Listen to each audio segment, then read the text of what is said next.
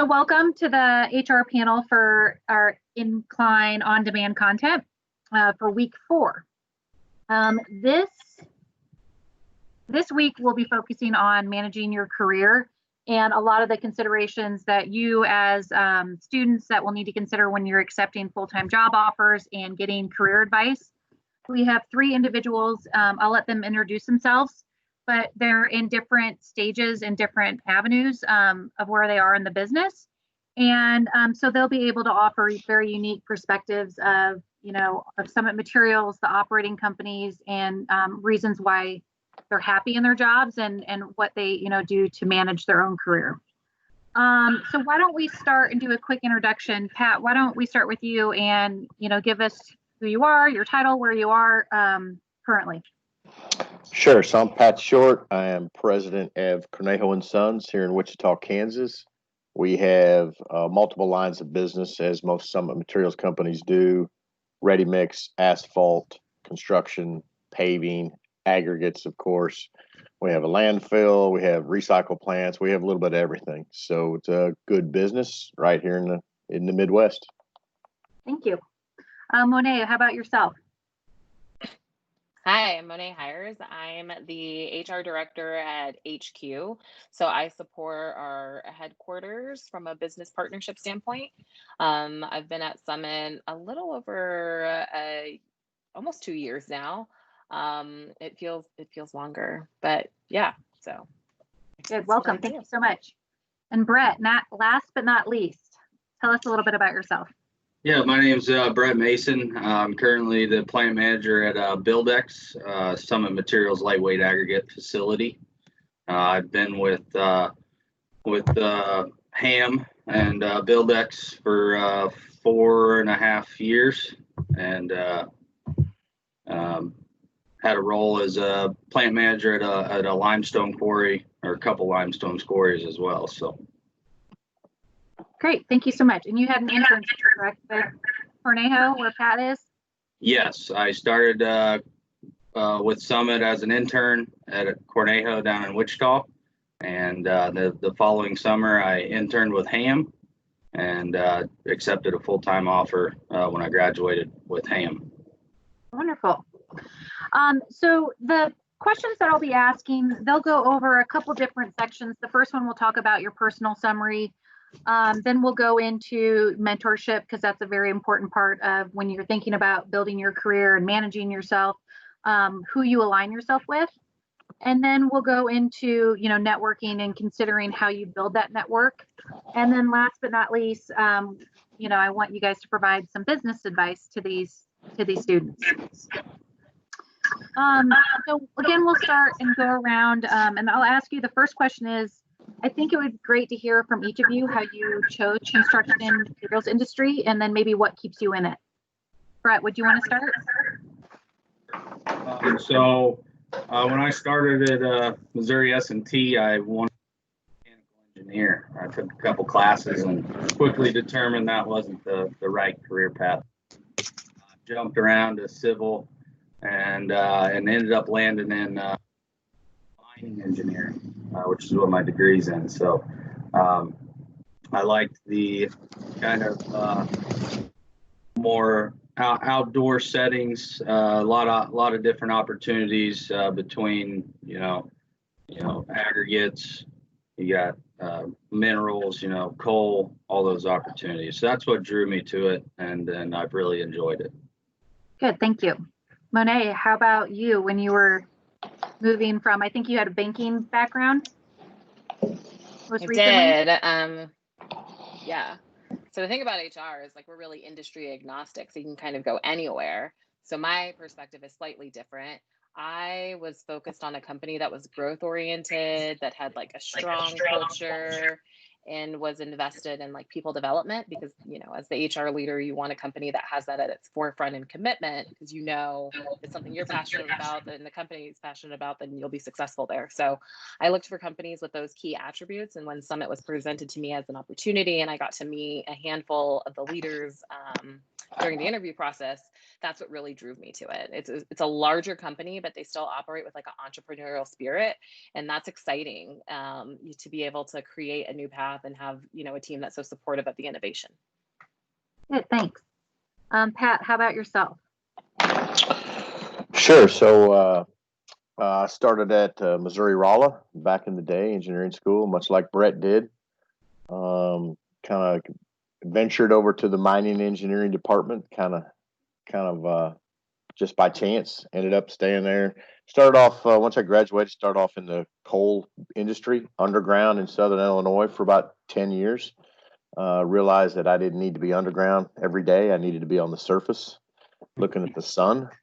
I think my saying is my worst day on my best day on the surface is or my worst day on the surface is better than any day underground. So certainly enjoyed that. Spent the last 17 years in aggregates on the surface. I was at a company in Missouri when Summit bought us in 2010 and got transferred over to Wichita to run the aggregates division in 2014.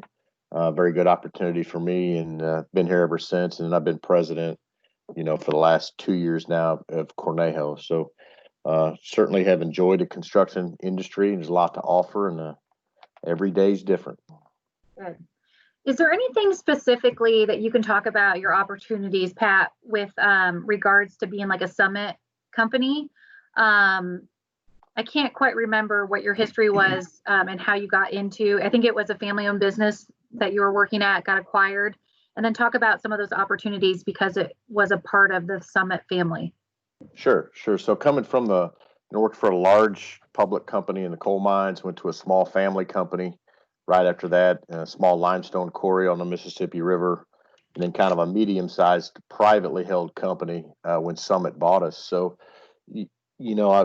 I'm pretty fond of saying I like to build my name on my first name and not my last name, meaning, the family company I worked for, obviously I didn't have the last name of the family. So I think it's important once we get to the larger company like Summit and the public opportunity that it presents, just opened up the, many more opportunities across the country, not just in the Midwest, but a lot of opportunity. One of the neatest things I think about Summit Materials early on anyway, and it's still that way today, is we had the ability to kind of design programs and processes from the beginning. It's not like there was a playbook and this is the way you're going to do it every day and everything's set. We got to design our own software, our own programs, our own databases, and really built around how we felt the best way to do it was. So I think that's pretty unique within Summit, and it's that's still the entrepreneurial spirit that Tom Hill embraces, and the decentralization that we still all live with and preach every day. So I think the most unique thing for me with Summit Materials is that the ability to make our own choices, make our own decisions at the local level with support of the national company. Good. And I hadn't heard the first name comment, but I like that. That makes a lot of sense. Is that you don't want to be in an organization that you're not known. So I like that. Moving on, Brett, can you maybe walk and shifting gears? So talk to me about so it's about 4 years ago, you had a couple internships and experience. Walk us through what your thoughts were on when you were accepting a full-time offer. Can you offer any advice of what you looked for, whether it be monetary in a job offer, opportunities, mentorship? Walk us through what you were thinking when you accepted a full-time offer. Yeah. So I had the internship with Cornejo. Got to experience, down there, there's a lot of sand plants, rock quarry, a pretty good sized rock quarry. A lot of opportunity there. And then interning with Ham, we have sites spread all over Northeast Kansas, and we're crushing acres is what we like to say, right? Because we're chasing little small seams. So it was just an opportunity to see different aspects. And so when I was looking at the offer, I was also considering my fiance was graduating at the same time and accepting an offer in the Kansas City area. But the one thing that I kept going back to is Summit Materials, being the parent company of Ham, there's opportunities. It's not like I'm just going to be stuck in Northeast Kansas if that's not where I want to be. So I like the idea of I could see that there was somewhere to go, right? And then also, the Pat kind of touched on it a little bit. We still have a kind of a family feel. I feel like, I know a lot of people. I feel like they care about me and my life at home, right? So that was a big part of my decision as well. Yeah, I don't think it's unique, but I know Ham has multi-generational employees, and so it might be the grandfather, and by now it might be a third generation working for Ham. So that's got to give a lot of comfort in knowing, the name and who works there. So another question I'll have for you, Brett, is you think back. Oh no, first I want to ask. So Ham offered a management trainee program. What did you consider? How did that play into consideration for your offer, and what was that like? Yeah, so I got to see it a little bit when I was an intern, right? Because I was interning as another guy I knew from our department at Rolla was going through this management training, right? So I got a little insight to what I was going to be looking at if I did accept that offer. So, I thought it was great. I got to see, the sales side of things, the quality control side of things, managing, all that stuff. I thought it was a good program, and it's only gotten better since. So good. A little plug is now it's called Summit Operations Development Program. So it's a little bit more standardized and centralized, but it's something that's still run at the operating company level. But we hopefully give a little bit more opportunity from leadership and development, and a little bit broader exposure. Hey, Amanda, can I jump in a sec? Yes. So I think a unique thing to highlight, and Brett's the perfect example of this, right? The ability Summit at the intern level, and Brett and I talked about this when we went through this, to share him across companies, right? So he's at Cornejo for a summer, and then we kind of made a mutual decision. Let's go to Ham for a summer, see how you like it, and just share that perspective and do what's best for the student, right? Do what's best for Brett, not necessarily what's best for Cornejo, but what's best for Brett and what's best for Summit, and get him in a position where he can be successful. And I think that is unique. I know a lot of other competitors' companies where the interns they're just one spot here and there, and that's it. So I think that's unique to Summit, and you played a good role in that, and appreciate that. You've done a good job with the intern programs that we have. And again, I think Brett's a perfect example of how we could do that across companies.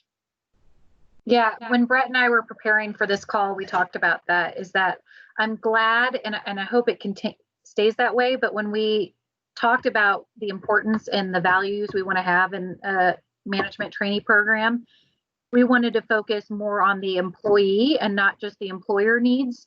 And so, we want to hire Brett, have him be where he wants to be geographically, and then have opportunities for him geographically. Like Brett said, if he wants to move across the country for different opportunities, we have that available too. But that's definitely a large component and driver of our program versus just strictly, placing people where we have business needs. But we definitely try to work together, employer and employee. So then, Brett, thinking about when you started full-time, what were some challenges that you can kind of relate to students that are entering their first full-time job, moving from internships? What were those challenges that you kind of reflect back on? Yeah, so probably the biggest is the pace. Going from college setting, especially my last semester of 6 hours, to this industry moves quick, and you gotta adapt to that. So and at first it's a little overwhelming, but it's really nice, because one thing I learned early on is availability of resources. I mean, they're endless resources. Pick up the phone, the right people to call, and they're right there helping you out. So that was I would say one of the biggest things I learned first when I started managing somewhere was I'm not by myself. I've got a whole team behind me. Good. I think that's hard to identify and be comfortable with asking for help. At that. So my last question on this topic of kind of your personal summary is I would like to go around, and I'll start with you, Monet. What's one thing that excites you about either your day-to-day job or what you're working on in your career? Let's see. I think for me, it's honestly a catch-22 because what excites me is also what's the most challenging part about it. And that's, to Brett's point, it's the pace at which we operate and the change. It's what I signed myself up for and what I thrive on in a company. I love this like high impact environment. And that excites me. Like you never know which like big projects are going to come down the pipeline, what you're going to have the ability to do. But what's really cool for me is being able to drive things on like an enterprise level and providing resources that maybe we haven't fully thought through or that are requested on behalf of our OpCo partners and being able to deliver for them. That's what really like drives me in my day to day. Great, thanks. How about you, Pat? So I spoke about it earlier. I think obviously there's more than one thing that excites me, but every day is different. Every day is a challenge. Certainly this year has been a challenge. They don't teach what we had to go through this year at Rolla or at MBA school or anywhere else school. So but that keeps it different every day. And it's still all about the people. I'm reminded every day of how we have to embrace our culture and teach our culture every single day, because it still comes down to how our people act in the field, how we act in the office, and how we can get the job done. Yes, good words of advice. Brett, what's the one thing that excites you? So I think I got to agree with Monet. It's the change of pace every day. I'm waking up and I don't know what I'm walking into. Right? It's a new challenge and a new adventure every day. Sometimes that can be frustrating, but it keeps things exciting. I don't dread going to work. And, it's sad that there's a lot of people that can say that. So I'm glad you found a career that makes you happy and makes you jump out of bed, hopefully in the morning. Sometimes too early. That's probably true. Or overnight. So I'd like to touch real quick. So they both talked about pace, and I think that's an important word for Summit Materials. So the pace of what we do. So we just hired a new GM of construction, and he came from a large competitor. Well, and he would tell you that after 2 months here in the office, or 2 weeks, he said, I can't believe the pace at the pace that you set and the pace that we set and the pace that Summit Materials moves at. So I think it's different for us. And I think it starts at the top with Tom. You've heard me say, Amanda, Monet, I think you'd agree. Every time I hear Tom speak, I'm motivated, and just by listening. And so that's where it starts, and it's up to the rest of us to push that out. But we certainly operate at a different pace. Yeah, I've heard I agree with that. A lot of people comment that it feels like a startup. The level of responsibility, and I think that goes back to what you said. Tom's experience, why he gives opportunities. One of the, pillars that we had was, is it big people, big jobs? And that, I think everyone probably feels like that in what they do. So moving on to mentorship, Pat, why don't you kick it off and talk about maybe how mentorships impacted your career? And, if you can speak to some of the mentors that you've had, maybe what they brought to your career. How did they become your mentor? I think a lot of people that are starting off don't know how to get a mentor if there's not a formal program. So maybe even kind of sharing your experience. Sure. And I'll, obviously, me, I can talk all day, but I'll try to keep it brief. So I don't know that I've ever had an official mentor in my career, but I've certainly latched on to people that I knew had good experience and were willing to talk and teach.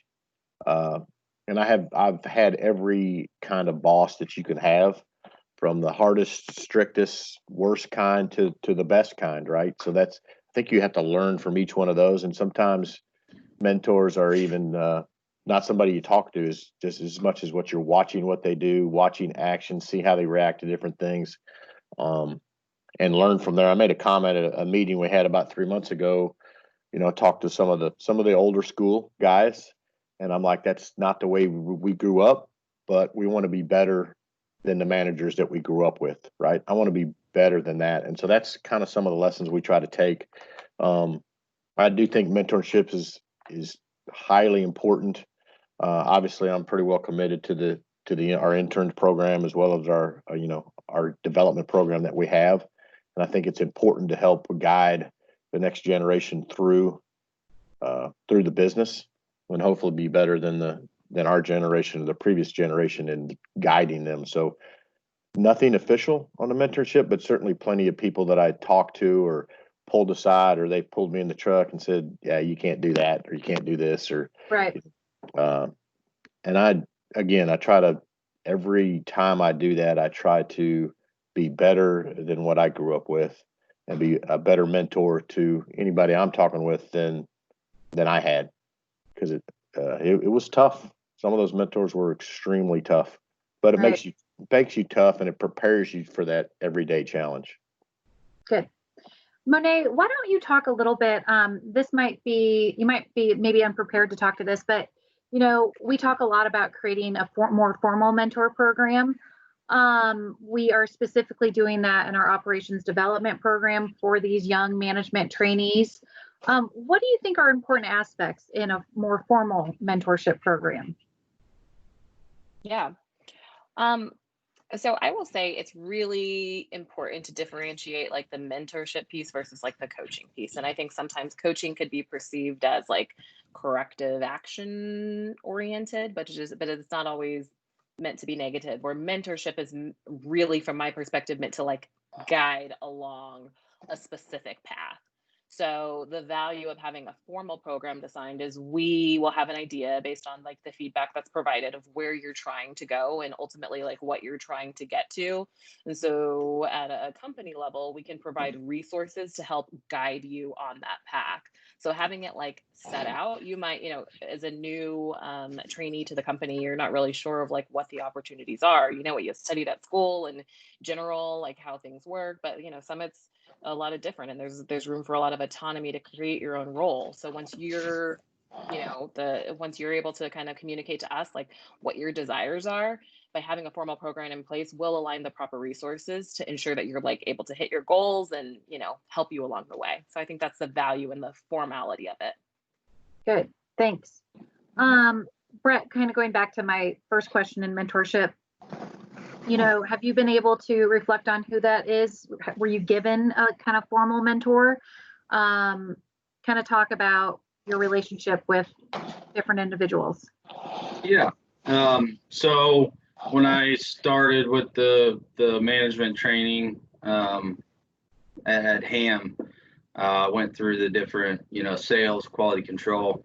And when I went to the production side, I was given to, I guess, Travis Cope. He was managing Grantville at the time, right? A rock quarry down the road from the office. So I spent a lot of time with him, and it was one of those things. I think at first he was like, all right, go do this, go do that. Kind of had more of an intern type feel to it at first. And as I spent more and more time with him, he definitely grew into a mentor. Someone when I took over a plant, my first plant, he was the guy that I called to ask questions, ask advice, things like that. So he was definitely my first mentor. And then I still reach out to him, and we still have a good relationship. But and then another one I have is actually my former boss. So when I was at the first couple plants I managed, Tim, He was my boss. We butted heads a lot in the beginning. He'll tell anybody he didn't think I was cut out for it when I first started, right? And we've learned a lot from each other. He says he learned a lot from me. I've definitely learned a lot from him, and we've grown to become friends. And I moved on to Buildex here, and we still talk all the time. I call him for advice and things like that. So it definitely turned that relationship around, 180 degrees. So and I'd say he's probably my biggest mentor. Brett makes a good point, Amanda. True mentorship is hard. I mean, it's hard not to be just a boss, right, with supervisory position, and to be a true mentor. And I think we've gotten a lot better, and I know we're doing some more formal training this year on that, and I think that's important.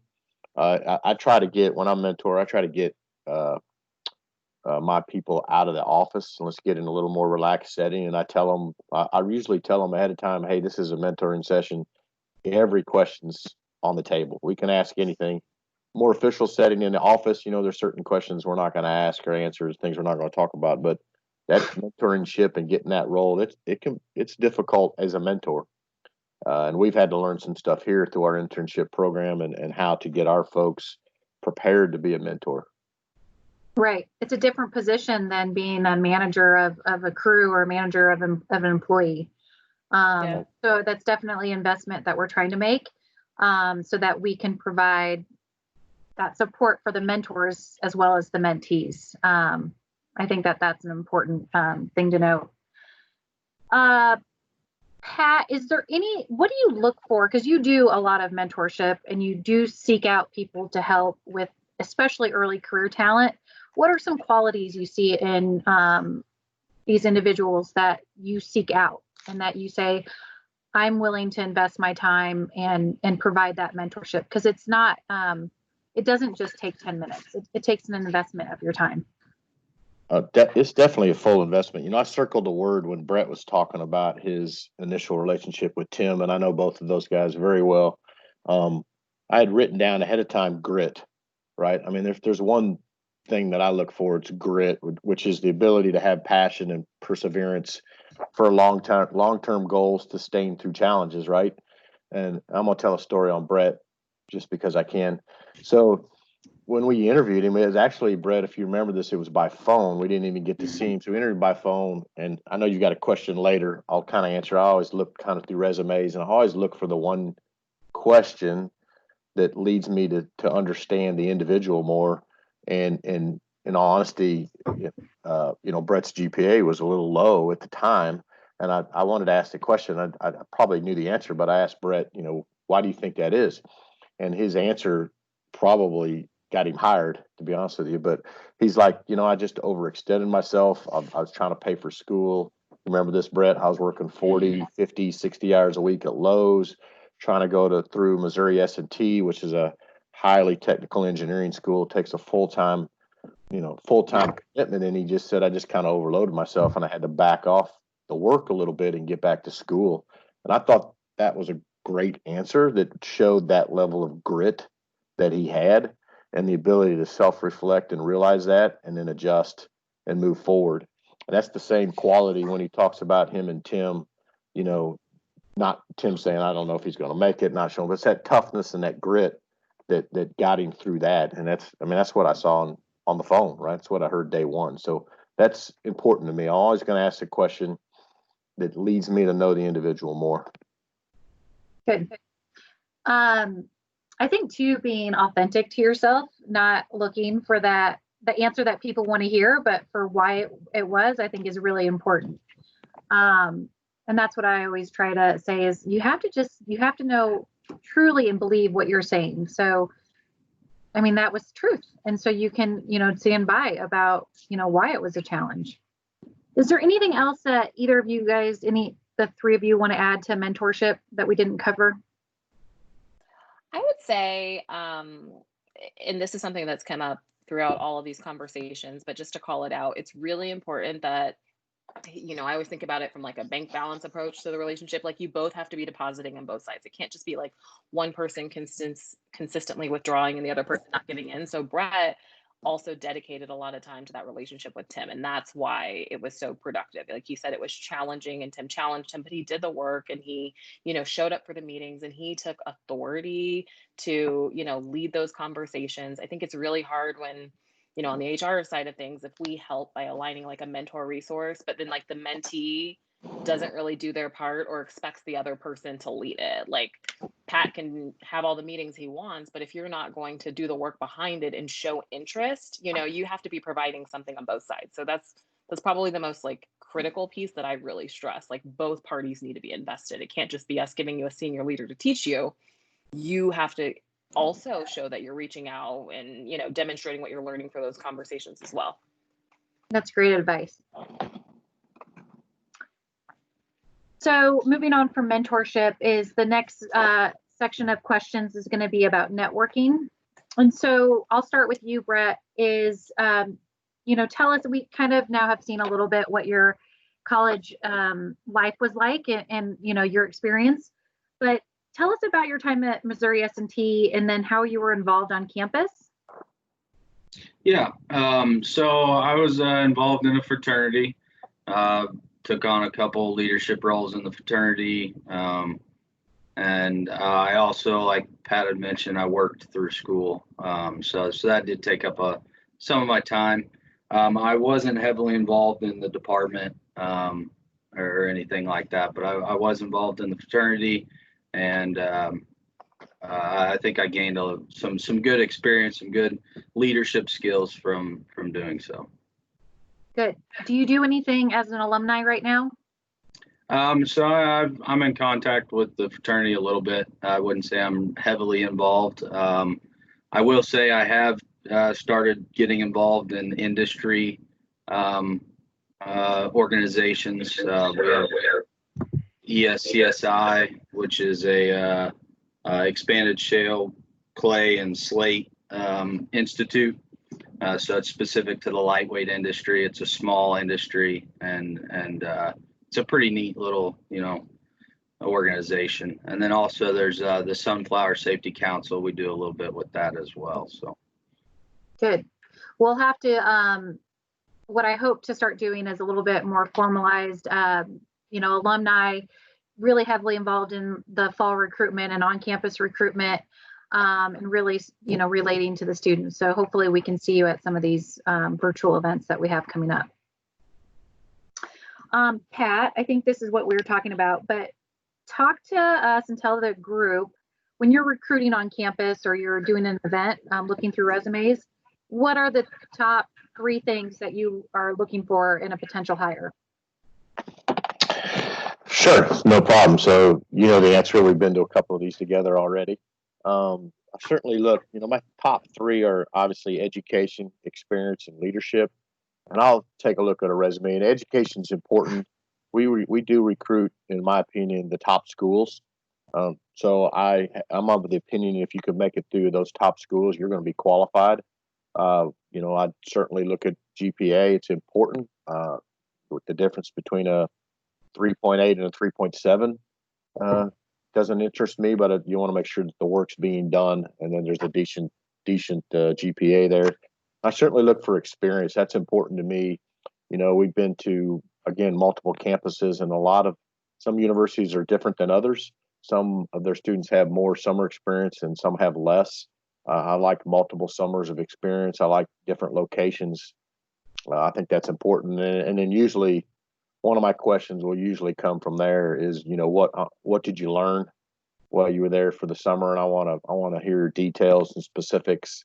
We ran a Sandvik cone. We changed the cone liner out. It cost $17,000. We had 6 guys. I want to know specifics that you really understand what you were doing that summer. And then, I don't care what you're involved in necessarily, but I'd always like to see leadership within that involvement. So like Brett said, he was heavily involved in fraternity and had leadership roles within the fraternity. I want somebody that's willing to be a leader and step out there. It's difficult to be a leader. There's no doubt. It's not always the most popular thing. So I just want to see leadership within involvement. Good.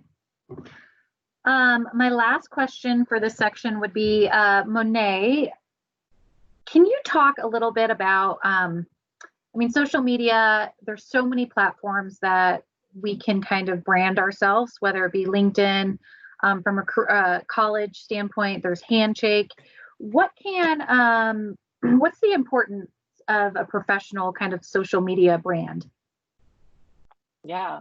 So I would say in general, our brand, like, and how you represent yourself, like, I view that as being like our currency. So it's really, really important that you have a strong, personal brand image. And that goes for like inside and outside of the workplace. It's how you garner respect. It's how you continue to advance. It's how, others decide they want to work with you or not work with you. So whether we realize it or not, and just because of the virtue of the times that we live in with everything being so public, you just have to be super mindful of what you're recording, where you're posting it, any at all times. Like, we've seen it in, events for years where somebody makes like a silly comment or a silly video, and then it gets picked up and it becomes like mainstream news. And you're like, well, it was just on my personal account. I didn't think that was a big deal. So my advice is always like, don't do anything that your mother wouldn't be proud of or anything, or don't do anything that you would be afraid to like tell your parents you did later. Just always keep your personal brand like at the top and the first and foremost. And just, if you think about it as being your currency, like, how do you want to be represented in the world? Like, if somebody can't trust you and they don't want to work for you, then it's going to be really hard to get a job. Yeah. So if you always keep that as like a top priority, and just be mindful of posting things that align to your brand, and just keep that and protect it. That would be my advice. That's great advice. What about, is there anything that you can think of off the top of your head, like from a LinkedIn perspective? So I think those that are starting in early career talent, I think it's hit or miss if they're using LinkedIn or any various different platforms. Is there any advice that you can give them when they're creating their own, LinkedIn page or account? Yeah. So what I'm learning is like LinkedIn is starting to be phased out by the younger generation. There's a lot of other platforms out there like Muse and others that are more like socially collaborative that the younger generation is starting to gravitate towards. And so I would say, whether it's LinkedIn or one of these other professional job boards, it's okay to have a picture where you're not in like a suit and tie, or you like where you're not looking like super formal. It's okay to have a picture that expresses your personality. I actually look forward to that because it shows me a little bit about who you are. But other than that, just make sure it's like concise. Like, most people, when they're looking at your website, is kind of what it is, like a website of you. They don't want to like read like heavy text. So make sure it's concise and like to the point, and shows people who you are, and then be really intentional about what you're looking to get out of it. If you're trying to do this to network with other like peers, then you're probably going to want to craft your LinkedIn page or whatever to mimic that. Or if you were somebody that was looking for other opportunities, make sure you design it and have the language in a way that shows people that's exactly what you're intended to do. So just be very focused on intention of why you have that page up. And it's okay to adjust it. People adjust it all the time. I think out of sight, out of mind is more of the wrong approach, because you're like, wait, this guy said he's doing all this, and that's like 20 years down the road. So just know that if you have it up there, the internet never forgets anything. So try your best to update it. I'm probably the world's worst HR professional, and like my using LinkedIn to its fullest capabilities. So any tips I think is helpful. Pat, Brett, do you have any final comments on networking or what we've talked about? No, so I do. I'll just follow up with Monet. I do think networking is important. I think social media is difficult right now. There's no doubt. LinkedIn, I kind of view it as a revolving resume, if you will. I do check articles there, read articles. It seems like the articles that we read appear, whether it's LinkedIn, Facebook, Twitter, wherever you get your news source from, all the articles are posted on all of them. You just have to be really careful. And it's the same thing from a company level. Cornejo, what's our brand? How are we expressing ourselves on social media? What sites we're using? It's just you got to be so careful, because like Monet said, everything's out there. And one of my things I always tell everybody, even at the interns, everybody's watching everything you do. Every day at work, every day at home, everything you post, everything gets seen. So just got to be mindful of that. Yeah, we see that Yeah. often. Yeah, I would say especially even in like this for the college environment, you probably posted things that were really cool in college, and obviously we're not in college anymore. You've graduated and those videos still linger. You know, I've seen it where somebody sends us a video of something someone did and we're like, actually that was a couple years ago, but nobody knows that. And they're like, hey, we have a drug-free policy and look what they're doing. So just be very cognizant of who you even allow to be your friends, or give access to your accounts, because those things get socialized and shared and could put you in a negative light. Yeah. Not to scare you away from social media, I know I'll use it, but No, I think it's important to share like though surfaces. experiences and advice, and reflect on, gosh, I wish I hadn't done that 5 years ago, because we Yeah. all evolve as people. Absolutely. Thank goodness we didn't have social media when I went to college. Sorry, Brett. Yeah. So moving on to business advice, I wanted to hear from more Pat Monet probably. So again, talking about that investment in the programs that we're doing and internships and a management trainee program, why is that important for the business, Pat? What has it done for Cornejo to have that investment in the business? Sure, and I'm gonna group Cornejo and Ham together because Yeah. we're both here in the state of Kansas, and we've done a good job of sharing resources across both. So I could tell you the ability to bring some young, fresh, new talent in and really mold them into what you expect them to be is important. They have no baggage. There's such great energy, new thoughts, new ideas, a different way of looking at things. And we between Ham and Cornejo, I think we have close to 10 to 12 now. Call them new hires. Like Brett's been around 4 years. They're not new hires, but they're in their 20s still, right? They're 20 somethings, and we got 10 or 12 of them. And I guarantee you, Ryan Blauser, who's president of Ham, and myself would tell you, I do not know where we'd be without those dozen individuals. They're all in key positions. Brett's running Buildex. That's a key position for Ham. I've got David Herdig in an operations manager role at Midwest Minerals. Our 1,000,000-ton-a-year sand plant has Kevin Cahill, also in his 20s. And have multiple engineers in different positions. Multiple people in the ARHR department that are 20 somethings. Just bring that level of energy. We have to do it. We have to develop from within, and I do not know where we'd be as a company without them in place. Great. Yeah. Monet, would you add anything to that from a more corporate perspective? Yeah, Pat kind of said a lot of what I was saying. I mean, like ultimately we aren't anything without our people. So it's so important. I think for me, like the personal investment is from the early career side, is because without that, like we won't evolve. Like we expect fresh talent to come in and help to change and shift our perspectives and, keep us as a company competitive. So I rely heavily on like fresh talent to have like a new set of eyes to like open us up to things and possibilities like we might not have been aware of before. That's like the best experiences I've had with, prior management trainee programs. They're like, oh, have you guys ever thought about this? And, we reshift the whole entire way we work on a specific project because somebody else asked a really great question. So my advice is just know that when you're hired here, you've been hired for a reason. If you have a seat at the table, don't be afraid to speak up and use your voice, because that's what we're looking for. We wouldn't have invested in you if we thought that we weren't going to get something out of this. Like we rely heavily on it. And I know Tom and everybody at the company, like Pat says, we're committed to, the success, because we know as a company, it makes us better. Good. And I do think it's important, not just talent development, but training everybody. And I write down a quote, and I have it quite a bit. Zig Ziglar used to say, the only thing worse than training somebody and having him leave is not training them and having them stay. So I think it's certainly important that we.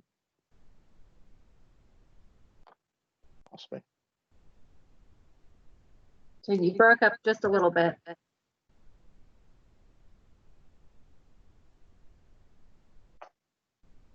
Okay, we'll see if we can get you back. But so this is kind of just a different topic. So I think a lot of times with early career talent or is the self-awareness point, and how, you know, we identify our strengths, and then also, you know, some of the challenges that we have from our personalities. Brett, maybe I'll kick it off with you. Is, you know, as a company, or even in you know, self-reflection,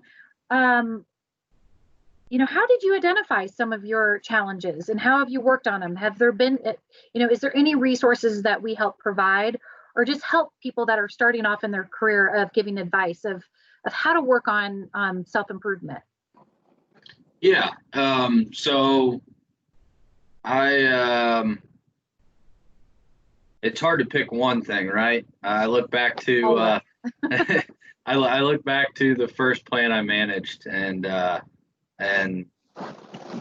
it was, at the time, it was kind of overwhelming. It was you know, a grind. It took a lot to keep going, because it just seemed like it was stacked against you. It seemed like everything was going wrong, you know, and I had a boss that I didn't exactly see eye to eye with, right?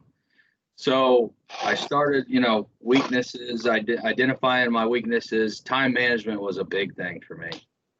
You know, again, back to that pace, I wasn't used to that pace. Even, you know, mentoring with Travis for the time that I did, he made it look easy, right?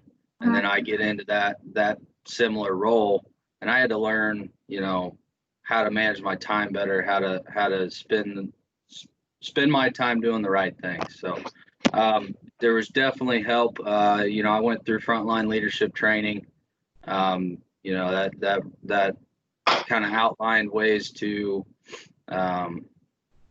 not only time manage, but also another thing that I struggle with, or did struggle with, is I am in my 20s, and I'm leading people that are, you know, twice my age.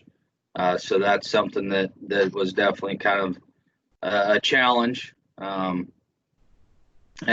like I said, I had the frontline leadership development or training, and there's also some other training we went through to help those things. And then the mentor, you know, moving, you know, back to Travis and Tim, you know, they've helped me identify weaknesses as well that maybe I didn't see in myself, right? So I know that, you know, I was kind of preparing for this, and time management and leading people twice my age, those were probably the two biggest things that I struggled with, you know, early on. Yes, and I think it's always great to, you know, reflect back and say, well, that's okay, but I did something about it, and, you know, it made it better in the long run. So Monet, is there anything you want to add to resources that we can provide as a company, or that those that are starting their career, how they identify and comfortably speak to those, and take action against some of, you know, I don't hate to say weaknesses, but, you know, self-improvement areas? Or I think, I mean, it's something that you learn over time. So I can't say that I can give you like the perfect answer today. I mean, I am still working on my own opportunities, and a lot of it's just recognizing who you are as a person. So if I guess my advice in this area would be to like do your best to truly understand who you are, because not everybody's the same, and that's okay. So maybe one person is more analytical, the other person is more expressive, like that's okay, but just be very self-aware. The more self-aware you are, then you know if somebody's going off in a different direction that might feel like unknown, or that you're really struggling with, you can articulate that to them, like, hey, this is kind of how I process, so this is why it's a struggle, and that helps you and the other person, so there's, you know, less like frustration or like hangups with whatever process you're working on. And that's something that I definitely did not know when I was starting off, that I've become to like be more aware of myself. I'm like, okay, I know this is what I typically get hung up on. So what can I do ahead of time to help prevent these things? And that just comes with like learning yourself. Yeah. So Amanda's going to be putting people through these like DISCUS assessments. Whenever you have an opportunity to get involved, even if it's like a team level, take them. Like it might seem like I don't want to do a personality assessment type of things, but those are so great at just highlighting more of who you are as a person and how you work and interact in the world. And then from there, You just know how to adjust and like ask for the help in the areas you need it. Yeah. Pat, anything that you want to add to this conversation? Sure. So I am a self-proclaimed self-help nut. So I got 5 books on my desk here. My wife would tell you, I'm always reading something about how you can get better. And, one of my slogans is always just keep moving forward. So I think it's just always trying to get better every day, right? For me, early on, and then I recognize it now a little later. I finally had a disc assessment and I got some feedback a little later in my career, probably during our summertime. And, I can be, obviously I'm highly passionate about my job and career, and I can get emotional quick. And so I had to learn how to recognize that in meetings and back that off a little bit and become a little more patient. That comes with maturity. But I've really addressed that. And so I think it's important to have that recognition and understand when that's coming and when you need to back off. And it's certainly helped me in my role now, because you have to, I don't think it's proper to be highly emotional in a president position. You need to be very calm and keep everybody calm, cool, and collected as we move forward. Good. I think it's important to hear from everyone, from, highly successful people, that we all have our own individual struggles, and that it's good to just be self-aware and work through them. So I have 2 last questions. We have about 6 minutes left. So for the first one, let's kind of go through it a little quickly. We talked about pace in our industry and our company. So talk about work-life balance. Monet, how about you? How do you manage work-life balance, or how do you encourage employees? I always say, like, do as I say, not as I do. Because that's just one of the things I'm working on myself. I'm not great at it. But it really helps if you have a good relationship with your manager.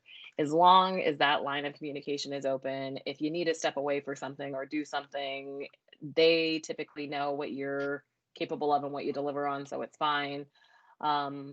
Give it your all during the day. So if you have to, when you get home, you can really focus on being home. And this kind of varies based on the types of jobs we do. I'm obviously not in the field. So maybe when you walk away from that, you can stop. In my role, we have to be attentive to employees kind of at all times. But I feel like I do a good job of still putting up some, barriers of typically when I'm available to talk. But if there's ever an emergency, we're always going to be there and able to respond. So I don't know. This is one I'm not the expert on. I probably can ask Pat for a book on, because I'm still trying to master it myself. Just try not to let work become everything. Yeah, and Pat, I think you had good advice, because you have different work-life balances as part of your careers.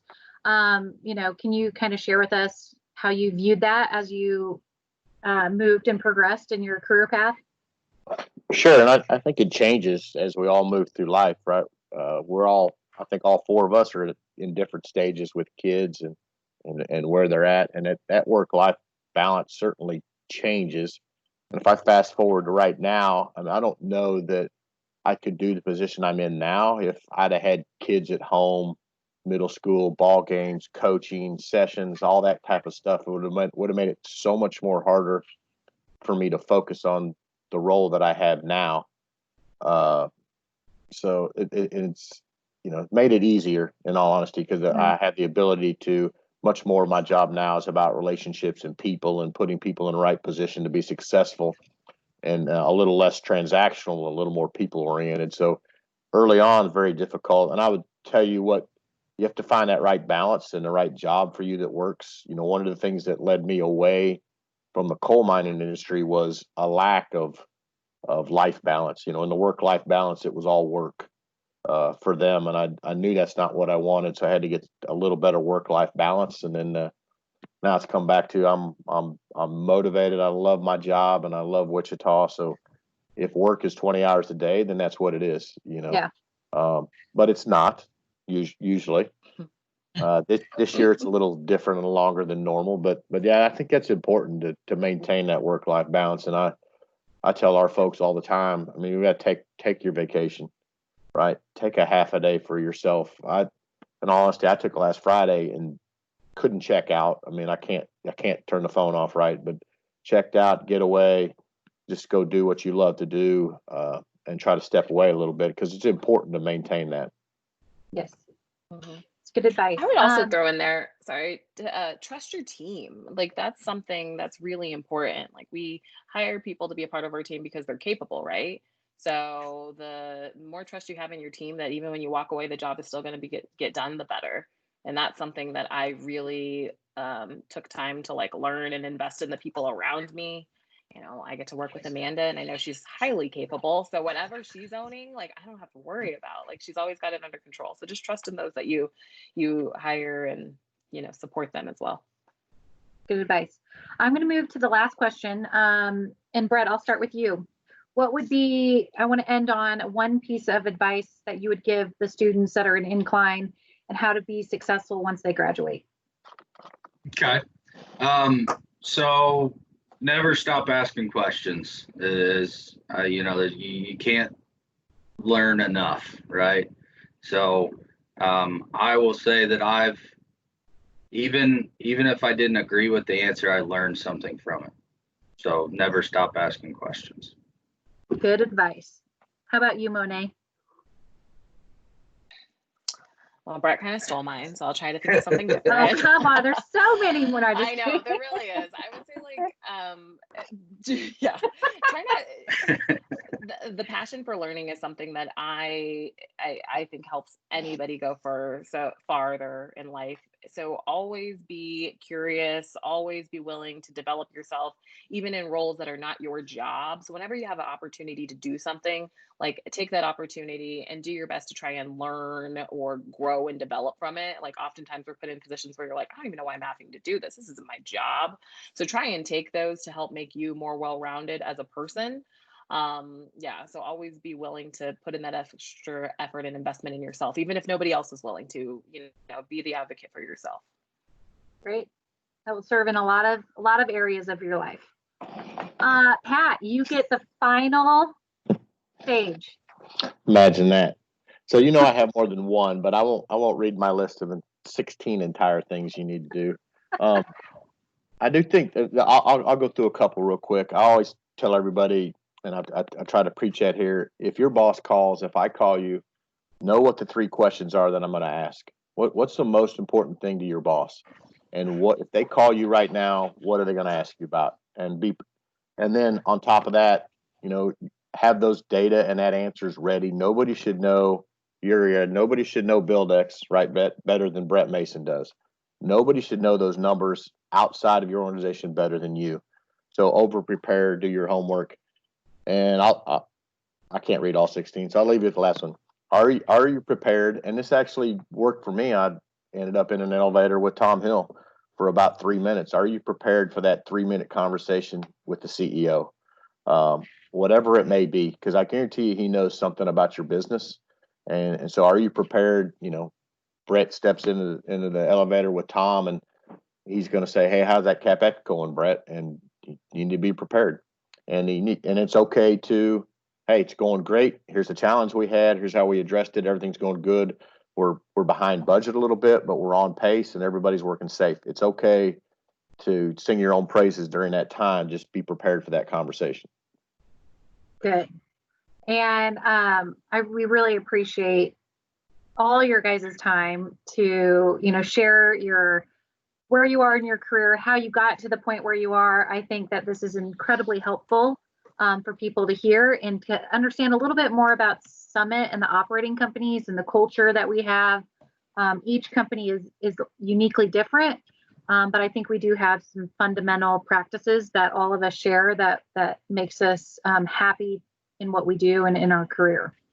So I just wanted to thank you guys one last time. And this was a highlight of my day, sharing this last hour with you guys. Thank you. Thank you, man. Good seeing you all. Bye, guys. You guys. Bye.